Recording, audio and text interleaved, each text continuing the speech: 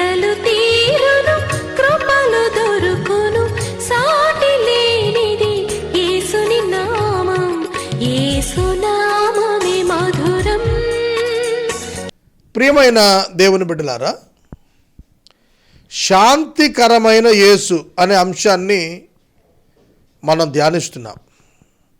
యోహాను వ్రాసిన మొదటి పత్రిక 2వ అధ్యాయము. యోహాను వ్రాసిన మొదటి పత్రిక 2వ అధ్యాయము మొదటి 2 వచనాలు చదువుకుందాం. నా చిన్న పిల్లలారా, మీరు పాపము చేయకుండుటకై ఈ సంగతులను మీకు వ్రాయుచున్నాను.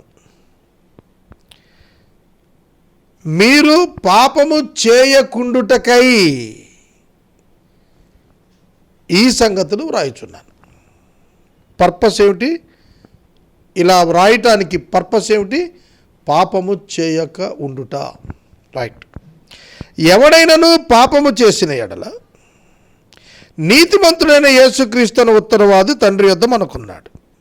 ఆయనే మన పాపములకు శాంతికరమై ఉన్నాడు. శాంతికరమై ఉన్నాడు అనగా ప్రాయశ్చిత్తమై ఉన్నాడు అని అర్థం. శాంతికరమైన యేసు అంటే అర్థం ఏంటండి? మన కొరకు ప్రాయశ్చిత్తము చేసిన యేసు అని అర్థం. చూడండి, మన పాపములకు మాత్రమే కాదు, సర్వలోకమునకు శాంతికరమై ఉన్నాడు. Jesus Christ is the only one hope. Only one hope for the world and the believer. పాపము చేయకుండుటకై, ఫ్యూచర్ టెన్స్. ఎవడైనను పాపము చేసిన ఎడల, పాస్ట్ టెన్స్. జాగ్రత్తగా వినాలి. నేను చెబుతున్నది ఒక విశ్వాసి, రక్షించబడిన వాడు తన జీవితంలో, జీవితకాలంలో ఎప్పుడైనా సరే అతడు పాపము చేసే అవకాశము ఉన్నది. అందుకే అన్నాడు, పాపము చేయకుండుటకు రాస్తున్నాను అన్నాడు. అంటే చేసే ఛాన్స్ ఉంది. ఎందుకంటే we are in the body, physical బాడీలో ఉన్నాం మనం, శరీరంలో.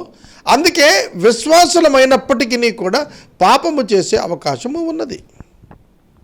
Until our death there is possibility to commit the sin, to do the sin. మీరు చేయకూడదు, పాపం చేయకూడదు విశ్వాసులు. అయితే చేసిన ఎడల ఏమిటి? ఒకవేళ పాపం చేస్తే does it mean that shall I lose my salvation? నేను దేవుని బిడ్డను కాకుండా పోతానా? నేను నా నిరీక్షణను కోల్పోయి నేను నశించిన వాడిగా అయిపోతానా మళ్ళా? What about my further future forgiveness? దానికి చెబుతున్నాడు, దేవుని యొద్ద మన కొరకు ఉత్తరవాది ఉన్నాడు. ఎస్, మనం రక్షించబడ్డాం, పాపము చేయకూడదు, కానీ శరీరంలో ఉన్నాం, పాపము చేశాము, ఆజ్ఞ అతిక్రమించాం. అప్పుడు యేసుక్రీస్తు అనే ఉత్తరవాది తండ్రి యొద్ద ఉన్నాడు. ఎందుకు? మన కొరకు ఆయన విజ్ఞాపన చేస్తున్నాడు. మన కొరకు ఆయన విజ్ఞాపన చేస్తున్నాడు. మన పాపములకు ఆయన ప్రాయశ్చిత్తమై ఉన్నాడు. అంటే మన పాపమునకు ఆయన ప్రాయశ్చిత్తం అనగా ఆయన సరిపోయినవాడు.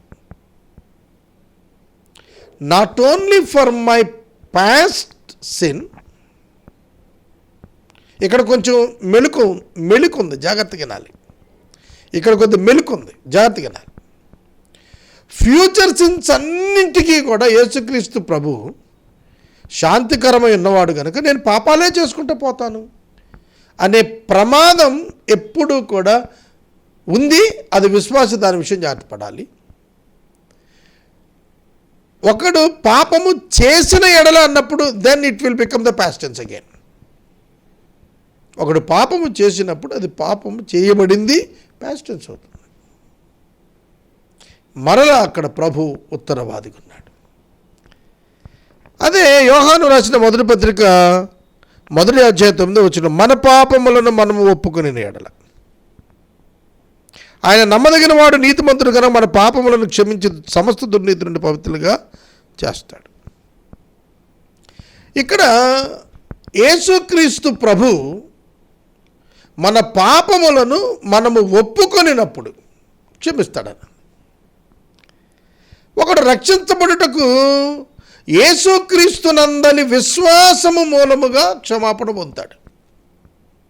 రక్షించబడిన వాడు పాపము చేసినప్పుడు పశ్చాత్తాపపడుట వలన, ప్రభువును అడుగుట వలన, ఒప్పుకొనట వలన, విడిచిపెట్టుట వలన పాపక్షమాపణ పొందుతాడు.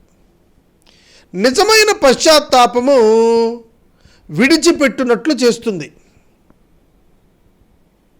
పాపాన్ని విడిచేట్లు చేస్తుంది, మరల కొనసాగేటట్టు చేయదు నిజమైన పశ్చాత్తాపం. అదీగాక అంతరంగంలో పరిశుద్ధాత్మ దేవుడు మనలను హెచ్చరిక చేస్తూ బలపరుస్తూ ఉంటాడు. పాపమును గురించి, తీర్పును గురించి, లోకమును గురించి ఎప్పటికప్పుడు మనలను ఒప్పింపచేస్తూ మనలను పాపమును జయించుటకు బలము ఇస్తూ ఉంటాడు, జయము ఇస్తూ ఉంటాడు, సహాయం చేస్తూ ఉంటాడు.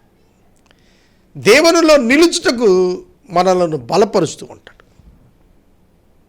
దేవుని వాక్యము మనల్ని బలపరుస్తుంటుంది. ఆత్మదేవుడు దేవుని వాక్యం చేత మనలో ఆత్మీయ బలాన్ని నింపుతూ ఉంటాడు. అలాగను మనం పాపం మీద జయాన్ని సాధించగలుగుతాము. జయాన్ని సాధించా కదా పాపం చేసే అవకాశం లేదని అనుకోవద్దు. మళ్ళీ there is always possibility when we are on this earth. కనుక ఒక విశ్వాసి రక్షించబడిన తరువాత పాపము చేసినప్పుడు అతని రక్షణ నుండి తొలగిపోడు. ఎందుకంటే యేసుక్రీస్తు ప్రభు అనే ఉత్తరవాది ఆయన విజ్ఞాపన చేస్తున్నాడు. పరిశుద్ధాత్మ అనే దేవుడు విశ్వాసిలో ఉండి అతనిని ఒప్పింపజేస్తున్నాడు. విశ్వాసి ఒప్పుకున్నప్పుడు మరలా తిరిగి ఆయన పరిశుద్ధునిగా, నీతిమంతునిగా శుద్ధి చేస్తున్నాడు. కనుక పశ్చాత్తాపము మీద విశ్వాసి యొక్క ఆధ్యాత్మిక జీవితం ఆధారపడి ఉంది. అందుకనే మారు మనసు పొంది సువార్తను నమ్మండి అన్నాడు. సువార్తను నమ్మిన వాడు మారు మనసు పొందకపోతే రక్షణ విషయంలో వైఫల్యం కలిగిన వాడుగానే కనబడతాడు. చాలామంది రక్షించబడుటకు తమ క్రియలు కారణం అవుతాయి అనుకుంటారు. ఎందుకంటే ఇది ఇవాళ వచ్చిన బోధ కాదు. 5వ శతాబ్దం నుండి కూడాను ఈ బోధలు అమల్లోకి వచ్చాయి. క్రియలు లేకపోయినంత మాత్రం చేత విశ్వాసం లేదని ఎలా చెప్పగలుగుతారు? క్రియలు లేకుండా విశ్వాసం ఉందని ఎలా చెప్పగలుగుతారు? ఇది ఎప్పటికీ కాంట్రాడిక్టరీనే. క్రియ లేదు, విశ్వాసం ఉందని ఎలా చెబుతావు అనే ప్రశ్న ఒకటి అడిగితే, క్రియ లేదు కదా అని విశ్వాసం లేదు అని నువ్వు ఎలా చెప్పగలుగుతావు? యాకోబు, పౌలు చాలా జాతికినారు. పౌలు అంటాడు విశ్వాసము వల్ల రక్షించబడ్డారు, ఇది క్రియల వల్ల కలిగింది కాదు అన్నాడు ఎఫెసీ 2లో. యాకోబు అంటాడు మీరు విశ్వాసం ద్వారా మాత్రమే కాదు క్రియల మూలంగా రక్షించబడ్డారంటాడు. మనం మన క్రియల ద్వారా రక్షించబడితే, జాగ్రత్తగా వినాలి, మనము మన క్రియల ద్వారా రక్షించబడితే అది దేవుని వరం ఎట్లవుతుంది? మనం సంపాదించుకున్నట్టు అవుతుంది. మనము క్రియలు చేస్తాము, రక్షించబడిన వారము నీతి క్రియలు విశ్వాసముతో చేస్తాము. ఎందుకంటే already we were saved so that we will do. రక్షించబడ్డాం కనుక చేస్తున్నాం కనుక రక్షించబడ్డాం కాదు. చాలామంది క్రియలు చేస్తున్నారు విశ్వాసం లేకుండా చేయటంలా. ఎంతోమంది హైందవులు, ఎంతోమంది మహమ్మదీయులు, ఎంతోమంది సిక్కులు, యూదులు ఎన్నో కార్యాలు చేస్తున్నారు సహోదరుల పట్ల. Does it mean that they were saved without faith in Christ? కాబట్టి క్రియల చేత విశ్వాసం లేని క్రియలు, మంచి క్రియలు చాలామంది చేస్తున్నారు. కాబట్టి అక్కడ ఎవరు డీవియేట్ అవ్వద్దు. కనుక క్రియల వలన విశ్వాసం వస్తే యేసుక్రీస్తు సిలువలో చేసేది అసంపూర్ణం అవుతుంది కదా. మన క్రియలు యాడ్ అయితేనే ఆయన రక్షించగలిగినట్లయితే, మన క్రియలు యాడ్ అయితేనే సాల్వేషన్లో మనం సక్సెస్ అవుతున్నామనంటే అప్పుడు ఆ రక్షణ కారణం మనం కూడా అవుతాం కదా, యేసు ఒక్కడే కాదు కదా. కనుక అలా అర్థం చేసుకోవడానికి వీల్లేదు. ఇలా చెప్పేవాళ్ళు చాలామంది ఉన్నారు. క్రియలు లేకపోతే నువ్వు పరలోకానికి వెళ్ళవు అని చెప్పేవాళ్ళు ఉన్నారు. అయితే దీన్ని ఎలా అర్థం చేసుకోవాలంటే, రక్షించబడుటకు మూలమైనటువంటి విశ్వాసాన్ని కర్త అయిన క్రీస్తే ఇస్తాడు. యేసుక్రీస్తు ఎవరి ఎందైతే విశ్వాసాన్ని ఉంచాడో వాళ్ళు పరిశుద్ధాత్మను అంతరంగంలో కనుగొండి పరిశుద్ధాత్మ చేత బోధించబడుతున్న వారై వాళ్ళు ఏం చేస్తారు? క్రియలే చేస్తారు. గుర్తుపెట్టుకోండి, పాత నిబంధనలో సెరిమోనియల్ లాస్ 613 ఆజ్ఞలు ఉన్నాయి. మరి కొత్త నిబంధనలో ఆజ్ఞలు ఉన్నాయా? లేవనుకుంటున్నారా? 1100 పైగా ఆజ్ఞలు ఉన్నాయి క్రొత్త నిబంధనలో. డేవిడ్ పాసన్ అనే ఆయన వాటిని లెక్కించి చెప్పాడు. అంటే చేయుడి చేయుడి చేయుడి చేయుడి చేయుడి చేయుడి అని డి అనే మాటతో ఎండ్ అవుతాయి చూశారు. అవన్నీ కూడా యేసయ్య ఇచ్చినటువంటి ఆజ్ఞలు కానీ తీసుకొచ్చాడు. మరి ఇప్పుడు ఈ ఆజ్ఞలు చేయకపోతే జాగ్రత్తగానండి, ఈ ఆజ్ఞలు చేయకపోతే మనం రక్షించబడమా? మనకు రక్షణ రాలేదా? ఈ ఆజ్ఞలు చేయుట ద్వారా ఎదట ఉన్న మనిషికి అర్థమవుతుంది ఏంటంటే రక్షించబడ్డాడానికి ఇవన్నీ చేస్తున్నాడు. కాబట్టి రక్షణకు ఈ క్రియలకు ఏ సంబంధం లేదు. రక్షణకు విశ్వాసము కృపయే ఆధారం. మానవ ఏ క్రియల వలన మానవునికి రక్షణ రాదు. యేసుక్రీస్తు చేసినటువంటి శిలువ యాగం వల్ల మానవుడు దేవుని ఎదుట నిలిచేటువంటి భాగ్యం దొరికింది. కాబట్టి నిలిచినాడు, కాబట్టి విశ్వాసం ద్వారా కృపచేతను రక్షించబడ్డాడు. కాబట్టి ఆ దినము నుండి అతని యొక్క జీవితం మారి క్రియలు చేస్తాడు. ఒకవేళ అతడు క్రియలు చేయటం లేదంటే అర్థం ఏంటంటే you need to check his faith. అతని విశ్వాసాన్ని మనం పరీక్షించాలి.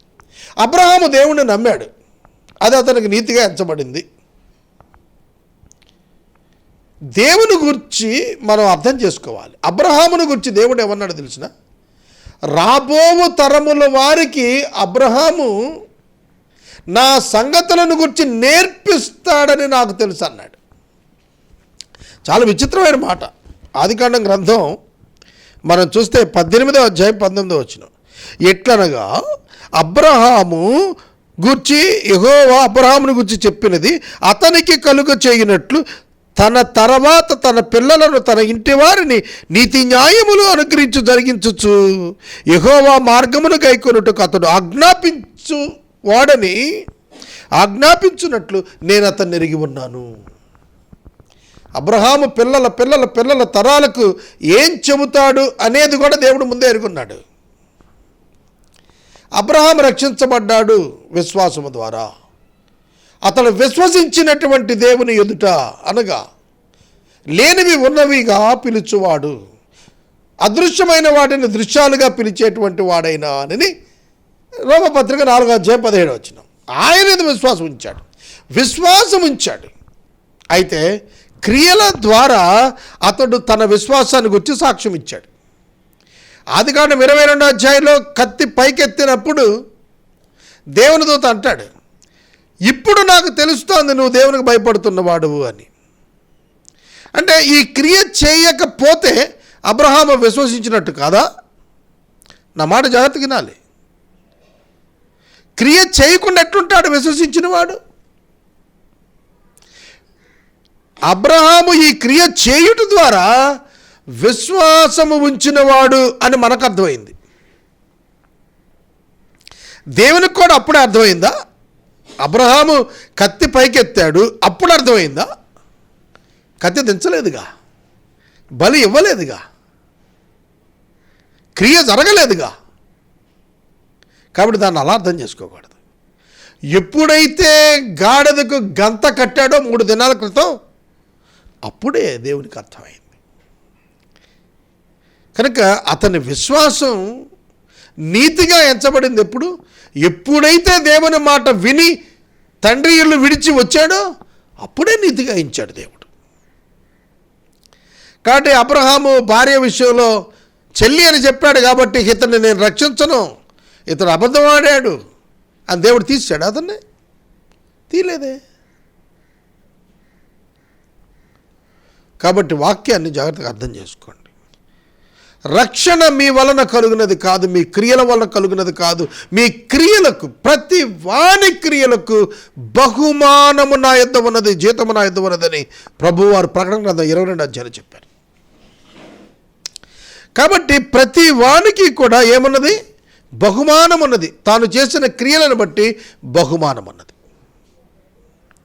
రక్షణ ఉచితమే, రక్షణలో మానవ క్రియ లేదు. రక్షించబడిన వాడు తప్పక దేవుని క్రియల్లో భాగస్థుడవుతాడు, చేస్తాడు. క్రీస్తునందు పసివారు, చిన్నపిల్లలారా అని చెబుతున్నాడు. అంటే not matured in scriptures, not matured in repentance, not matured in spiritual life. There is possibility always because we are in the body. ఒక భక్తుడు అన్నాడు, అతి పెద్ద భక్తునికి అతి నీచమైనటువంటి పాపపు అలవాటు ఉంటుంది అన్నాడు. కాబట్టి ఒక మనిషిని రక్షించేది దేవుని కృప. దేవుని కృప ఎవరిని బలవంతం చేయదు. దేవుడు అసలు ఎవరిని బలవంతం చేయడు రక్షణ కొరకు. నీ చాయిస్ అది. కాబట్టి నీవు గనుక యేసును అంగీకరిస్తే ఆయన కృప నిన్ను రక్షిస్తుంది. నీవు యేసును అంగీకరిస్తే it is your choice to accept or deny. అంగీకరించటమా లేదా తృణీకరించటమా అనేది నీకు చెందింది. దేవుడైతే సర్వలోకంలోని మనుషులందరూ రక్షించబడాలనే శిలువ మీదకు తన కుమారుని పంపించాడు. దేవుడు లోకమును ఎంతో ప్రేమించిన తర్వాతే, అంటే మనుషులను ఎంతో ప్రేమించి తన కుమారుని పంపించాడు అందరూ రక్షించబడాలని. దేవుడు ఏమని కోరాడు? ఆయన నామమునందు విశ్వాసముంచు వారందరూ కూడా దేవుని పిల్లలవటానికి ఆయన అధికారం ఇచ్చాడు. కాబట్టి చాయిస్ ఈజ్ అవర్స్. మనుషులమైన మనది.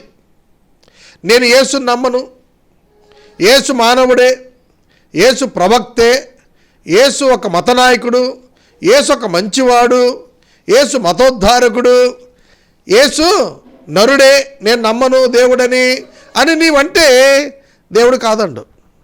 తీర్పులో నువ్వు నిలిచినప్పుడు చూసుకోవాలి. యేసుక్రీస్తునందు విశ్వాసముంచుటయే నిత్య జీవం. దేవుడు పంపిన తన కుమారుడైన క్రీస్తునందు విశ్వాసముంచటమే నిత్య జీవం. దానిలో ఏ యాక్షన్స్ యాడ్ అయి లేవు. When you believed in Jesus Christ, you are saved and you have received the everlasting life in Christ. అదే కదా క్రీస్తునందు మన నిరీక్షణ.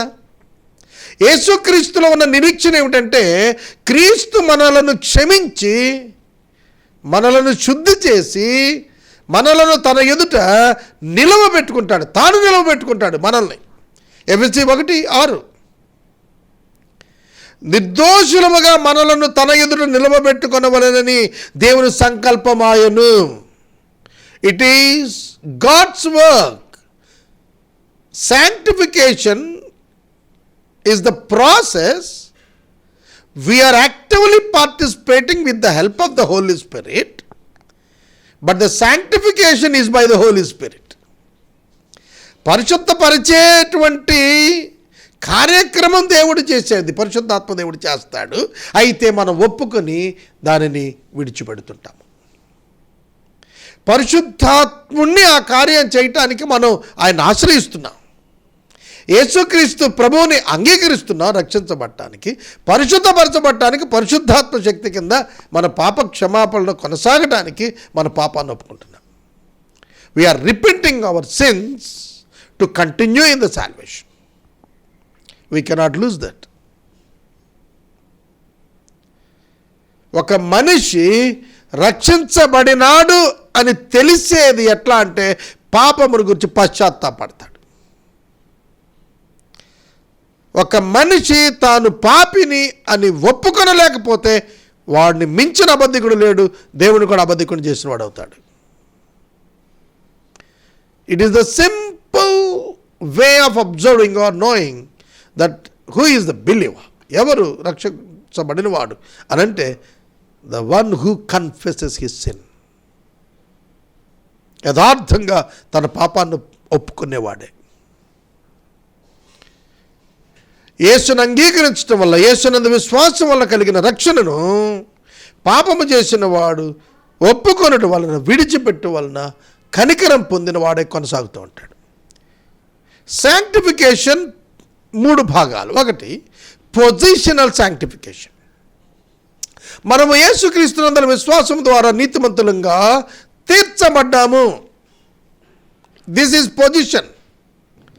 This position was given by grace, by God alone.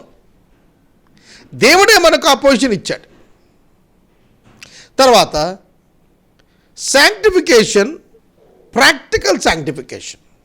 మనం రక్షించబడిన తర్వాత చనిపోయే వరకు కూడా మనం ప్రాక్టికల్గా దేవుడు చెప్పిన మార్గంలో నడుస్తూ ఉంటాము. సాతాను శోధిస్తుంటాడు, శరీరం శోధన కలుగజేస్తుంది, శరీర క్రియలు ఒకదానికొకటి వ్యతిరేకంగా ఆత్మతో పోరాడుతూ ఉంటాయి. లోక సంబంధమైన అంధకార దురాత్మ శక్తులు సమూహాలు పోరాడుతూ ఉంటాయి మన మీద. పడిపోతున్నప్పుడు ప్రభువును సహాయం అడుగుతాం, క్షమాపణ కోరుతాం. That is practical sanctification. దానిలోనే విశ్వాసం యొక్క పాపం మీద విజయం సంపాదన జరుగుతూ ఉంటుంది. ఆ ప్రాక్టికల్ శాంక్టిఫికేషన్ తర్వాత అల్టిమేట్ శాంక్టిఫికేషన్ ఉంది. అంటే మనం చనిపోయినప్పుడు మన పాపములన్నిటికీ సంబంధించినటువంటి సమస్తమైన దుర్నీతి అంతటి నుంచి శుద్ధి చేసి ప్రభు సన్నిధికి తీసుకెళ్లేది అల్టిమేట్ శాంక్టిఫికేషన్. అది పరిశుద్ధాత్మ దేవుడే చేస్తాడు. కనుక రక్షణ విషయంలో, రక్షణ ఇచ్చుటలో, పరిశుద్ధపరచుటలో, పవిత్రపరచుటలో దేవుడే తన కార్యాన్ని చేస్తున్నాడు. విశ్వాసి దానిని అంగీకరిస్తున్నాడు. చర్మపు చొక్కాయలు చేయించినవాడు దేవుడే, చేసినవాడు దేవుడే, తొడిగించినవాడు దేవుడే, తొడిగినవాడు దేవుడే. కానీ తొడిగించబడగా అంగీకరించిన వాడు మానవుడు. నాకు అసలు వద్దు అంటే అయిపోయే, నరకానికి పోవటమే. కనుక దేవుడు మానవునికి రక్షణ ఇవ్వటానికి ఆయన సంకల్పించాడు, ఆయనే దానిని అనుగ్రహించాడు. అయితే దాని ప్రకారం మనం విశ్వాసం ఉంచాలి. ఆయన ఏదైతే మన కొరకు చేశాడో దాని యందు విశ్వాసం ఉంచినప్పుడు మనం రక్షణ పొందిన వారం అవుతాం. నూతన సృష్టిగా మనం మార్చబడతాం. క్రీస్తు సారూప్యంలోనికి ఎదుగుతాము. విశ్వాసులు సంపూర్ణులగునట్లుగా అంటాడు. అంటే క్రీస్తు సారూప్యము మీలో ఏర్పడే వరకు నాలో ప్రసవ వేదన కలుగుతుందంటే అర్థం ఏమిటి? When we born in Christ, we are like a child in Christ. క్రీస్తులో పసిపిల్లలంగా ఉన్న మనం క్రీస్తులో ఎదుగుతూ, క్రీస్తు సారూప్యానికి ఎదుగుతూ, ఆయన సమానమైనటువంటి పరిపూర్ణతలోనికి మనం ఎదుగుతానికి ప్రాక్టికల్ శాంక్టిఫికేషన్ ద్వారా, అనగా మన యొక్క పాపక్షమాపణ కొనసాగించుకున్న ద్వారా, పశ్చాత్తాపడు ద్వారా, మరియు దేవుని యొక్క నిర్ణయాత్మక క్రియలు మన యందు చేయటం ప్రారంభించడం ద్వారా, ఆయన స్వభావాల్లో ఎదగటం ద్వారా ప్రాక్టికల్ శాంక్టిఫికేషన్ ఫుల్ఫిల్ చేస్తాం. ఆ తర్వాత అల్టిమేట్ శాంక్టిఫికేషన్ పరిశుద్ధాత్ముడే మనకిస్తాడు. మనలను ప్రభువు యొద్దకు ఆయనే తీసుకుని వెళ్తాడు. కనుక శాంతికరమైన వాడంటే ప్రాయశ్చిత్తంగా మన కొరకున్నవాడు. We don't need to pay anything. We don't need to do anything for our salvation. మన రక్షణ కొరకు మనం చేయాల్సింది ఏమీ లేదు, చేసింది ఏమీ లేదు. ఆయనే అన్నీ చేశాడు. ఆయన మనం అంగీకరించాం. ఆయన అంగీకరించినందుకు ఆయన పిల్లలు అవటానికి అధికారం ఇచ్చాడు.